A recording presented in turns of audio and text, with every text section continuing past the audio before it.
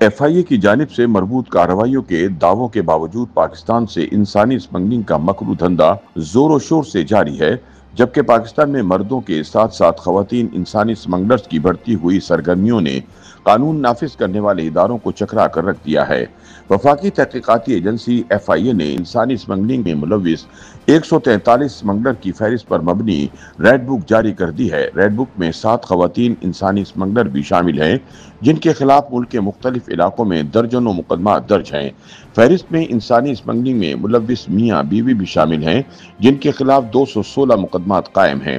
F آئی اے کی جاری کردہ فہرست کا ایک اہم پہلو یہ ہے کہ اس میں 7 خواتین بھی شامل ہیں، جس سے معلوم ہوتا ہے کہ انسانی اسمگلنگ کا یہ مکروہ دھندا محض کسی ایک جنس تک محدود نہیں رہا، بلکہ خواتین بھی اس دھندے کا حصہ بن چکی ہیں۔ ایف آئی اے کی فہرست میں سامنے آنے والے اعداد و شمار کے مطابق ریڈ بک 2025 میں کل 143 ملزمان کے نام شامل ہیں۔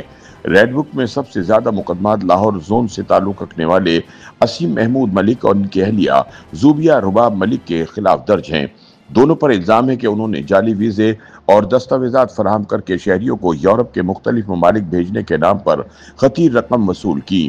ایف آئی اے کے مطابق ان کے خلاف 216 مقدمات درج ہیں، جو اس فہرست میں کسی بھی ملزم کے خلاف سب سے زیادہ ہیں۔ یہ دونوں اس وقت بیرون ملک روپوش بتائے جاتے ہیں اور انٹرپول کی ریڈ نوٹس کے ذریعے ان کی گرفتاری کی کوششیں جاری ہیں۔ ریڈ بک میں شامل خواتین اسمگلر کی بات کی جائے تو ان میں لاہور زون سے تعلق رکھنے والی زوبیہ رباب ملک سر فہرست ہیں، جو 216 مقدمات میں نامزد ہیں، جبکہ وہ اس وقت برطانیہ میں روپوش ہیں، جن کی گرفتاری کی کوششیں جاری ہیں۔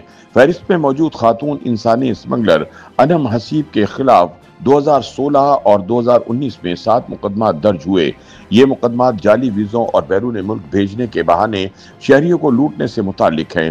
ایف آئی اے کے ریکارڈ کے مطابق انم حسیب نے کئی متاثرین سے لاکھوں روپے وصول کیے، لیکن کسی کو قانونی طریقے سے باہر نہ بھیج سکیں۔ وہ لاہور کے علاقے سمن آباد کی رہائشی ہیں اور تاحال روپوش ہیں۔ اسی طرح فریال خالد عباسی کے خلاف 2017 اور 2018 میں درج مقدمات موجود ہیں۔ ان پر الزام ہے کہ وہ اسلام آباد اور لاہور سے تعلق رکھنے والے شہریوں کو یورپ بھیجنے کے لیے جعلی دستاویزات فراہم کرتی رہیں۔ ان کے خلاف کم از کم 5 مقدمات درج ہیں۔ ایف آئی اے کے مطابق فریال خالد ایک منظم گروہ کا حصہ ہیں جو اسلام آباد میں سرگرم رہا، تاہم آج کل روپوش ہے۔ ایف آئی اے کی ریڈ بک میں شامل نادیہ نایاب شیخ کے خلاف کئی مقدمات درج ہیں، جن میں 2015 اور 2017 کے نمایاں کیسز شامل ہیں۔ ان پر الزام ہے کہ وہ بیرون ملک نوکریاں دلانے کے بہانے شہریوں سے بھاری رقم لیتی رہی ہیں۔ ایف آئی اے کے مطابق ان مقدمات میں متاثرین کی تعداد درجنوں میں ہے اور ان کے خلاف کل 6 مقدمات درج ہیں۔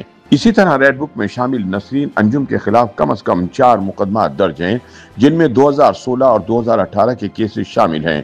ان پر الزام ہے کہ وہ خلیجی ممالک بھیجنے کے لیے جعلی ایجنسی کے ذریعے رقوم بٹورتی رہی ہیں۔ اسلام آباد زون کی رفت ماہا کے خلاف ایف آئی اے نے 2019 اور 2020 میں مقدمات درج کیے۔ ان مقدمات میں ان پر دستاویزات میں جعل سازی اور شہریوں کو غیر قانونی طور پر یورپ بھیجنے کے الزامات لگے۔ ان کے خلاف کل 5 مقدمات موجود ہیں اور ایف آئی اے نے انہیں خطرناک اسمگلر کی فہرست میں شامل کیا ہے۔ راولپنڈی زون کی ناہید کوثر کا تعلق ٹیکسلا سے ہے۔ ان کے خلاف 2015 سے 2019 کے درمیان کم از کم 6 مقدمات درج ہوئے۔ ان پر الزام ہے کہ وہ ویزا اور نوکری دلانے کے وعدوں پر شہریوں سے لاکھوں روپے بٹورتی رہیں اور کسی کو قانونی طریقے سے بیرون ملک نہ بھیج سکیں۔ ایف آئی اے کے مطابق ان کے متاثرین زیادہ تر پنجاب کے شمالی اضلاع سے تھے۔ ایف آئی اے کی رپورٹ کے مطابق انسانی اسمگلنگ میں ملوث خواتین زیادہ تر اپنے شوہروں یا قریبی رشتہ داروں کے ساتھ مل کر اس دھندے میں شامل ہوتی ہیں۔ کئی کیسز میں یہ بات سامنے آئی کہ شوہر یا بھائی پہلے سے انسانی اسمگلنگ کے نیٹ ورک میں سرگرم تھے اور خواتین ان کے ساتھ مل کر شہریوں کو قائل کرنے یا مالی معاملات سنبھالنے کا کردار ادا کرتی تھیں۔ یہی وجہ ہے کہ ان اسمگلر خواتین کے خلاف درج زیادہ تر مقدمات دھوکہ دہی، جعلی کاغذات اور غیر قانونی ویزا فراہمی جیسے جرائم پر مبنی ہیں۔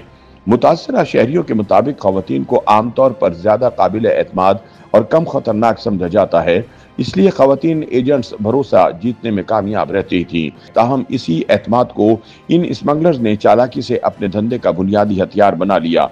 मुतासरीन के मुताबिक ये खवातीन एजेंट्स बड़े सुहाने ख्वाब दिखाती, बैरून मुल्क रोजगार, बेहतर मुस्तकबिल और खुशहाल जिंदगी के झांसे दिलाती और फिर इसी उम्मीद को जंजीर बनाकर लोगों को अपने जाल में फंसा लेती थीं। हकीकत में ये धोखाधड़ी सिर्फ माली नुकसान तक महदूद नहीं रहती, बल्कि कई मासूम शहरी अपनी जिंदगियां और इज्जतें भी गंवा बैठते हैं।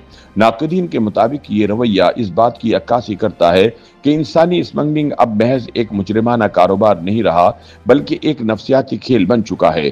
खवातीन की शमूलियत ने इस जुर्म को मजीद खतरनाक और पेचीदा बना दिया है।